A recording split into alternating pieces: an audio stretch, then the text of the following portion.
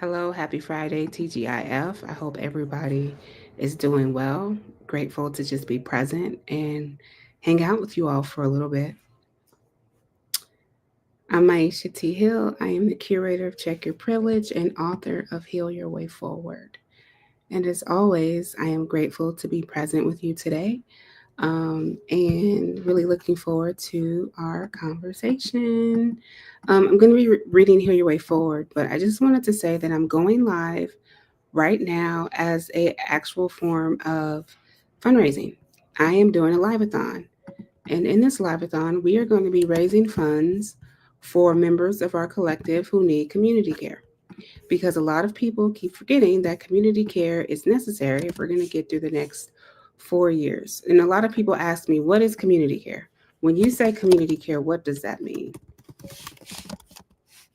So let's talk about it. And then I'll post some links for you guys. So this is what I want to chat about community care. When I think about community care, I think about embracing interdependence and liberation, being committed to taking care of each other, right? Our communities and our planet.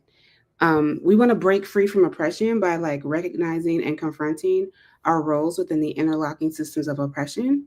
And we do that by decentering domination, embracing mutual aid, cultivating transformative relationships, and responding restoratively to harm. So, those are kind of 4 or 5 ways that we look at mutual aid and we look at how we care for each other at Check Your Privilege. It is kind of the foundation for the work that we do, that we need community care to get through what we're going through.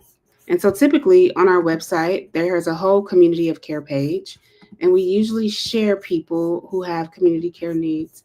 And there are so many community care needs. I can't tell you how many emails and messages we get on social media regarding mutual aid. Like there are so many messages that we get regarding mutual aid. It's pretty like it's unsurprising. And if you want to read about this page or look at how you give a donation, you can. It's unsurprising, but like these are needs still from 2024 that haven't been met, right? One being Jermaine was trying to get a wheelchair. Noble still doesn't have secure housing. Ty still needs help. The twins still need help, right? This is an unhoused family. Mitzi still needs help. There's a family that's trying to survive and rebuild. Like these are links. We have more requests in our community right now. Like we have requests from members that need help paying their rent.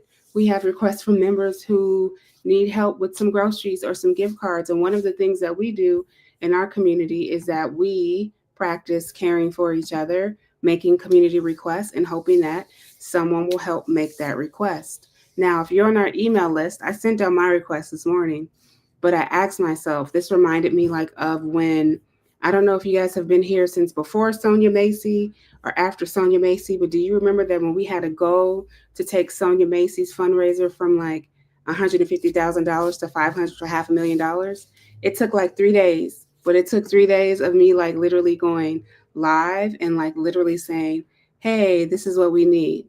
If you go to that page too, it takes you right to our PayPal. And what we do is when that fund is filled, we pay really fast. Like if you want to do it yourself, again, you can click on these folks' links and you can find out how to do it yourself. But like when we get donations here to this PayPal, when we get to a certain amount, we just start distributing it evenly because this is something that no one talks about. This is something that we don't think about. This is something that is always pushed to the side because people talk about financial privilege. And then once you hear about financial privilege, you just think you can throw money at it. And mutual aid was never a process of just throwing money at a thing. And I think that's what we've all forgotten is that if we throw money at something, we will like make everything all right. And that's just not necessarily true. Like a lot of people throw money at many things, but it's really, really important that we actively curate spaces of care and community for the collective. It's really like places where you can get help without proving that you need help. And I think that's one of my barriers when I think about like nonprofit organizations, like how much proof you have to give to get the basic help that you need. And I don't know if maybe there are some nonprofits that if it's under a certain amount, there's not a long wait, but there's so many barriers. There's so many barriers to get the help that you need, and no one ever talks about it. There's like several barriers. If you've never been on food stamps in Section 8, you might not know the barriers that exist to get the help that you need. Like, if you've never been on any government assistance program, you probably don't even know what I'm talking about right now. But you essentially have to give so much information to prove that you need support from month to month. And if you go over, you can get in trouble. It's just a lot, right? And these are the things that we don't talk about.